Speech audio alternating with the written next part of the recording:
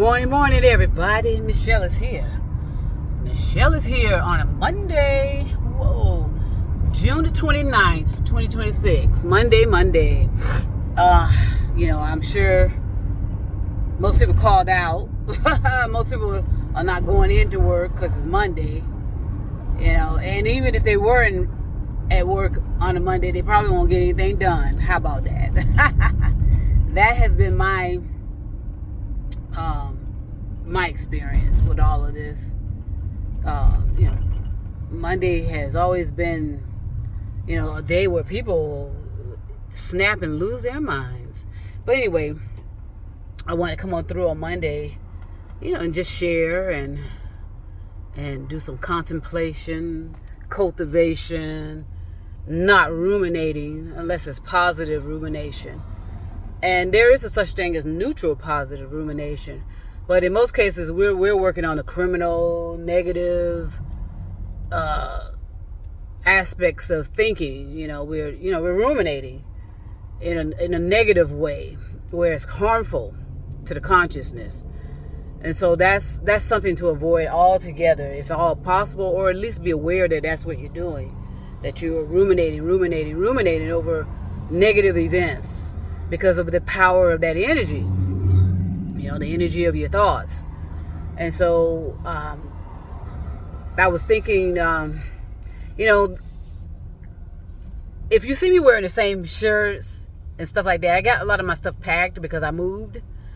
And in the place that I moved to is not particularly ready. So everything is packed away and stored away. Because, the way I live has changed dramatically. And I couldn't be happier. And it's so weird. I never thought that I would be moving like this. I'm just being really honest with you. I thought about a lot of things. I did a lot of research on a lot of things. But for me to be doing it actually myself, to live a certain way, that was really not anything that I quote unquote planned. So that's why I say when we go around planning and strategizing and creating business plans and skill, all that is that's a form of rumination in itself. It's just copying and pasting, rinse and repeat. A lot of people will spend months on top of months planning and barely get anything done ever. Okay, I would say most people spend maybe 80% of their time planning stuff. Planning. Let's get the business plan. Let's go buy a certain outfit since, if we're going to be working out.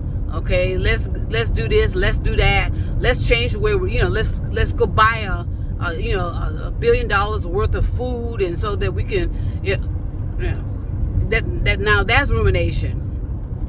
It's kind of negative, counterproductive. It's illogical. Okay, so again, what happened with me is just wow. I got up one day, and something was impulsing me. And what I mean by that, my thoughts were being, there were certain thoughts in my head that that I need to consider. It wasn't anything that was being forced upon me. It wasn't anything that was pressing. It was just an more or less like impulses of ideas. That's what it was. There were impulses of ideas that, Michelle, maybe you should consider this, maybe you should consider that. And before you know it, I was out and about considering all that, and I'm making it happen. Again, there were some struggles in the beginning. Well, this will always be struggles because this is new for me. The way I live, the way I'm living now is new. I did my research, and I'm gonna be real honest with you. Please do not consider all the bullshit on YouTube as reliable information, reliable advice. A lot of those people on YouTube are just trying to make a buck. Okay, they're just trying to generate followers, generate likes, and a lot of them are affiliates. They're just trying to sell products. And a lot of them are great storytellers. I'm a great storyteller too. And so that's their right. But a lot of them, there's a financial edge to what they're telling you. They'll, like some people, they'll recommend a certain product to buy. You buy it. A month later, they dish that product, and they're trying to sell you something else in replacement of it. Or they'll say you'll never ever need this again. And then a few months later, they'll say, well, you know what? I changed my mind about that. You'll never ever need this again. I would consider you buying, so it's a spin. Okay. It's marketing. They're trying to sell you something. YouTube was once, this was decades ago, a place of, similar to a library where you can get on there and you can learn certain things on YouTube, which I love. And I miss that so much. If you wanted to understand the genuine understanding and comprehension of physics, you would get, reliable professors out there who were in sync with each other to teach you physics on all levels. Because physics, just like energy, there's forms of it. Now you got people on there lying about, this and lying about that, telling you they're that they're relationship experts, when their relationships are in the garbage. You do learn from the challenges and the difficulties in anything, whether it's a relationship, whether it's a career, blah blah blah. But if you are attempting to sell me something, however, you want me to buy your book, and there's nothing wrong with you having a book as a follow-up, as something, a platform of how you can, if you want to dive deeper. Because some people learn by reading, which a lot of people are not doing anymore, by the way. Okay? Do the math. Most people are not reading. So the idea that people are putting out books is questionable to me, when you know damn well nobody's reading your books. So what's really happening there? I can remember, and I said this before, there was this person I was quite interested in, because I thought we are of similar like-mindedness, but this person got themselves swept up in the finances. She saw the dollar signs, and so she started going off course and doing exactly what everybody else was doing, that rinse and repeat, inviting people on her podcast, and she goes on their podcast. It became a game. It was a game, marketing game. But she claimed that she had a book out, that she had a book ready to go. It was published and ready to go, and she was attempting to sell it. Well, and what they were asking for, God, what's that term? Pre-sale. They were pre-selling. She was pre-selling a book. Okay, and I was under the illusion and delusion and deception and manipulation that the book was already done. As it turned out, it wasn't.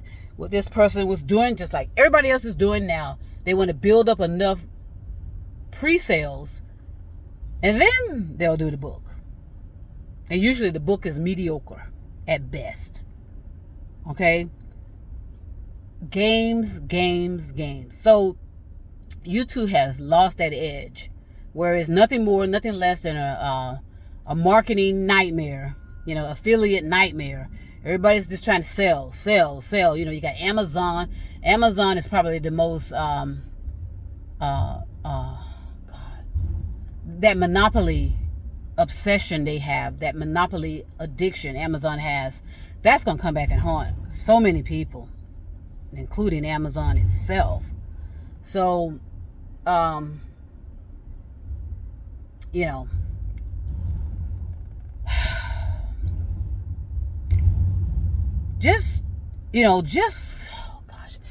consider where you are in your life and what do you want to happen. For me, depending on the financial edge has never helped me at all. I've done everything they've told me to do to build my credit. They have a certain amount of money in the bank. They have a certain amount of I had a house.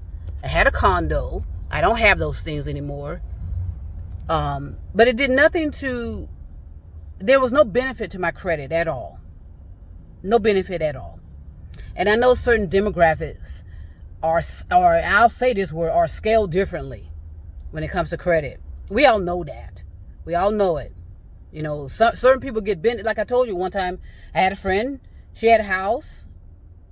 She was non-black. She had a house. I had a house. I wanted a line of credit.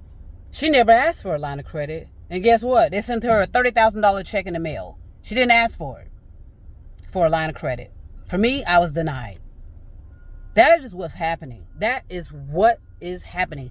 So I was just talking to someone on the phone just now. Well, not just now, but probably an hour ago. I told her the credit score means nothing to black people, especially biological black women. The credit score means nothing. And if you get any black woman on here, anywhere, telling you otherwise, they're just trying to sell you something. I said it. They know damn well the credit score is against them and not for them. But yet, because of who we are, what we are, and why we are, we still manage to navigate through these barriers.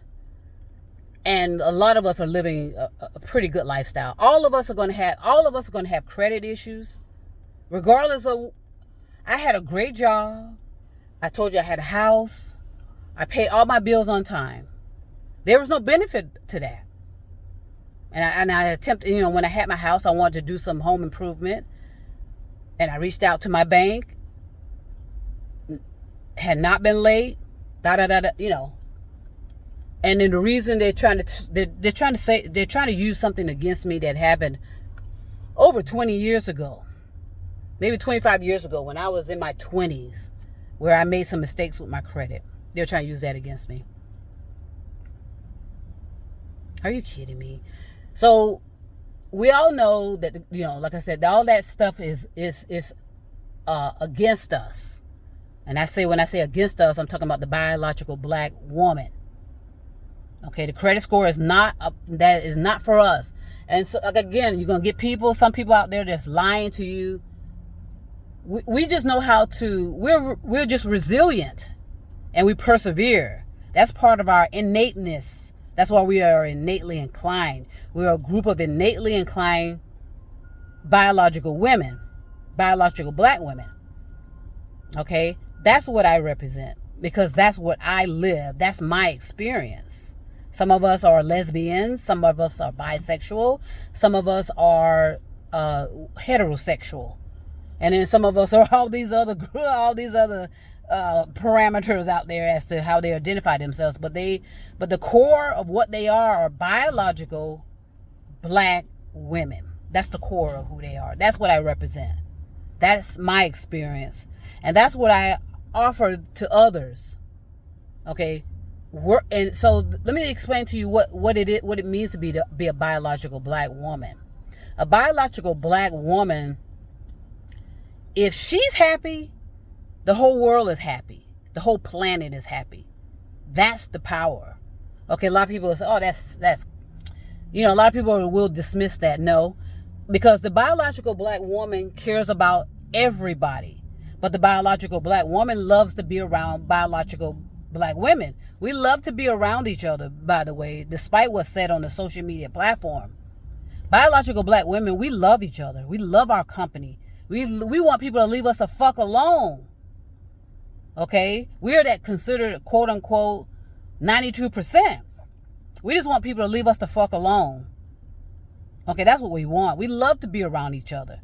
Okay? But the tension and the divisiveness is created by biological men and society as a general, because that's the whole plan, is to break up the biological black woman and the biological black men. That's the whole plan. So the biological black man has been indoctrinated to believe that the biological black woman is the problem. That goes back to the 60s, maybe even 50s. Break up the black families. Break up the black neighborhood. What makes a A neighborhood is a biological black woman. The biological black woman is what makes a culture. It's they contemplate the black culture, the black American experience, the biological black woman. Okay? So, I get on that to say, at some point, we're going to have to consider separating. Now, let me explain this again. The biological black women, we love this planet. We love humanity. And anytime we consider ideas and consider how to formulate things, we are thinking about the whole planet. Yes, we're thinking about biological black women first, but we're also thinking about the whole planet as one. So if we're happy, the planet is happy. Okay, that's that innately inclinedness I speak of. But there's several other groups that have similar, I guess, passions. And again, eventually we're going to have to separate.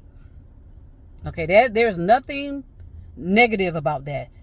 Eventually we're going to have to separate so that we can regain who we are, what we are, and why we are. Okay, we were not supposed to mix up as we are. Okay, we were not supposed to have all these mixed races of people.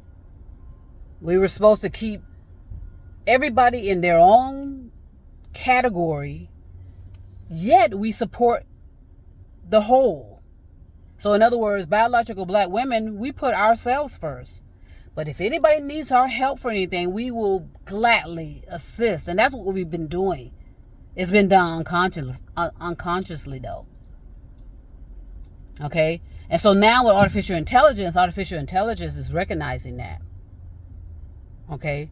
We belong together, yes. And we are together, yes. We all know there's one race, yes. Let's stop being so petty and elementary in how we are attempting to understand and comprehend what's really going on.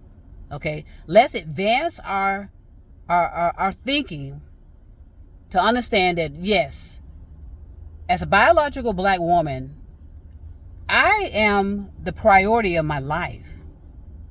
Because I know if my life is wonderful as it is, then your life will be too. That's the energy. That's the power. So I'm going to talk more about this a little bit later because I got some errands to run, things to do, places to go, people to see, blah, blah, blah. So on this Monday morning, again, we're going to have to consider separating. The biological black women need to be separated from the rest.